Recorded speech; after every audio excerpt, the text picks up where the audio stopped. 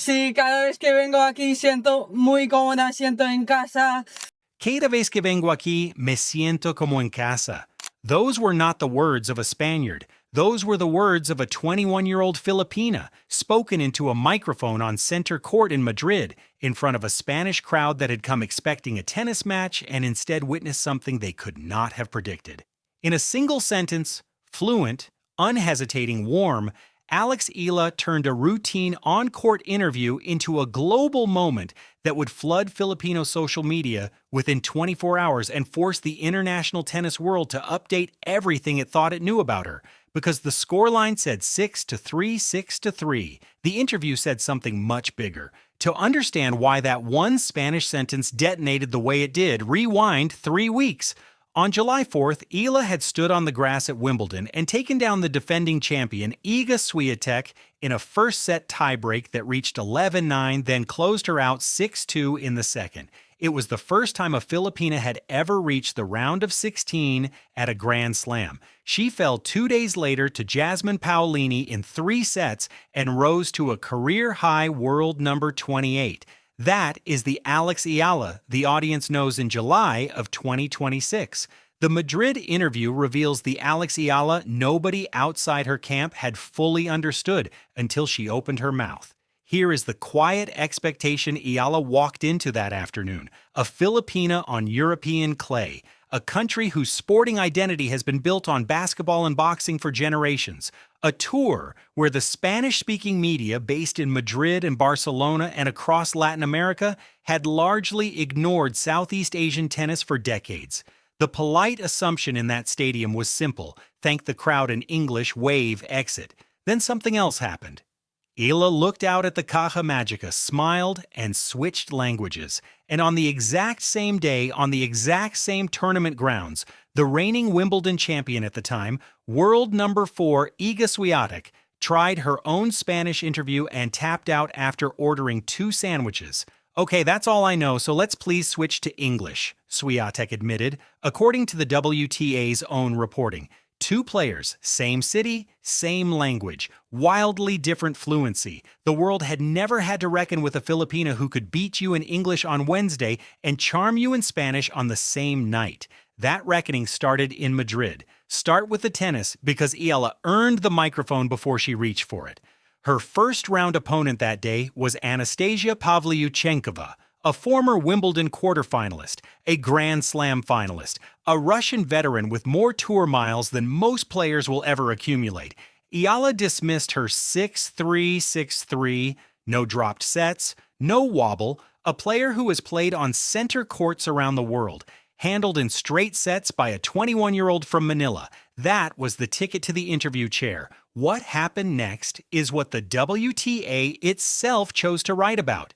In its official recap, the tour ran a piece titled Swiatek, Eala flexed their Spanish skills after Madrid wins. Read that framing carefully. The WTA, the governing body of women's tennis, all publicly measured a Filipina's Spanish against a Polish world number 4's Spanish in Spain, and implicitly ranked Eala above her. When Steve Johnson once said Eala was the biggest draw in women's tennis, some dismissed it.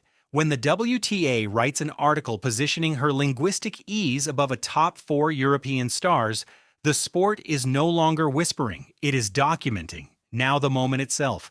Mid-interview, Eala pivoted from English into Spanish and told the Madrid crowd, Sí, cada vez que vengo aquí siento muy cómoda, siento en casa. Cada vez que vengo aquí me siento como en casa. Every time I come here, I feel at home. She spoke about coming back and forth to Spain for 8 years, about every match being its own battle, about her gratitude. She was not reciting a rehearsed line. She was having a conversation. And then came the sentence that, according to reports from Interaction on the ground, drew the loudest cheer of the entire interview. Eala told the stadium in Spanish that her goal was simply not to be afraid to speak Spanish. The crowd erupted. They were not cheering polite pronunciation. They were cheering courage, a young woman from a former Spanish colony standing in the heart of the empire that once ruled her country for 333 years, choosing to speak the colonizer's language on her own terms and being embraced for it. That is when the clip escaped tennis.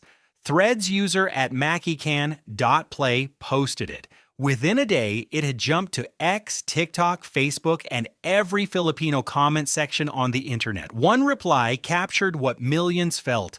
Unti na lang, i-recite na niya ang Noli Me Tangere. Soon she'll be reciting the national novel of the Philippines, the one Jose Rizal wrote in Spanish before he was executed by the Spanish Empire.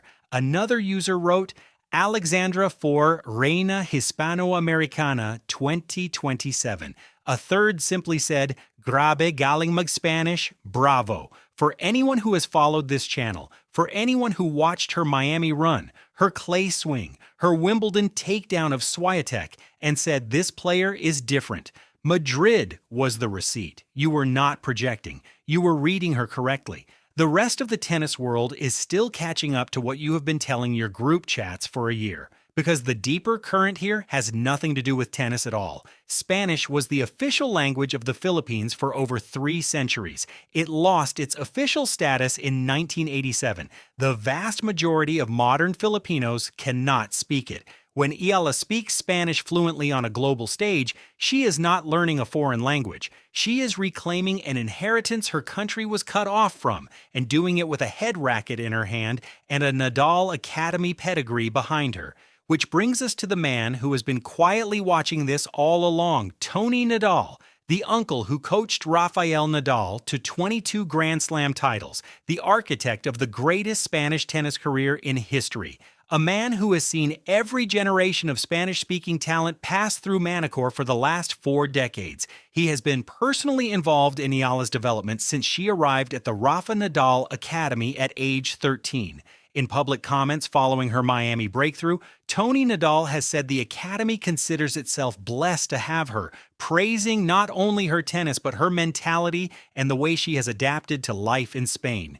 He was not talking about a foreign student getting by, he was talking about a Filipina who made his country a second home, the same phrase, in essence, that Eala used into the Madrid microphone. The man who shaped Spanish tennis is now shaping Filipino tennis, and the Filipina he is shaping now answers him in his own language. Consider what a trilingual champion means in the modern sport. English opens the American and Australian markets.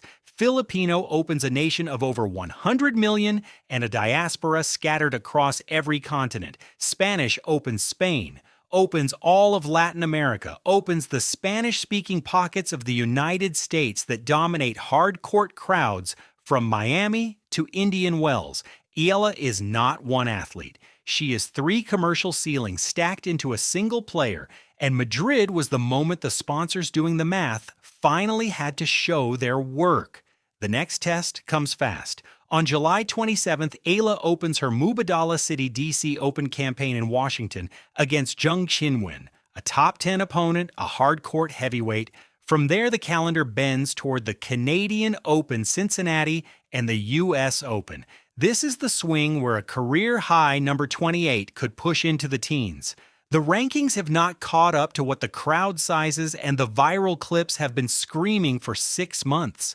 None of this erases what happened 3 weeks ago at Wimbledon. She had just beaten the defending champion. She was 1 match from a Grand Slam quarterfinal. Then Paolini took the 3rd set 6-3 and the run ended.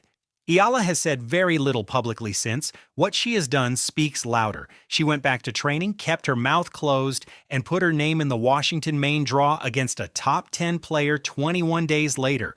No shrinking, no excuses. The next court, the next language, the next fight. 3 weeks ago, Swiatek on grass. In Madrid, Swiatek in Spanish, a Threads joke about Rizal's Noli Me Tangere. A stadium in the heart of the empire cheering a Filipina for having the courage to speak its language. Alex Eala did not shock the world by speaking Spanish. She revealed that the future of women's tennis speaks 3 languages fluently, comes from a country tennis had forgotten, and is not asking anyone's permission to belong anywhere. So here is the question worth arguing about in the comments. When Alex Eala one day gives her first Grand Slam winner's speech, which language does she start it in? English, Filipino, or Spanish? Stake your claim below. And if you have been here through the Miami quarterfinal, through the Swiatek upset on grass, Through the Madrid moment nobody outside the Filipino internet fully understood, this channel is where that community lives. Subscribe and stand with the fans who recognized what she was before the WTA started writing articles about it. The next chapter opens in Washington. Do not read about it after the fact. Live it with us.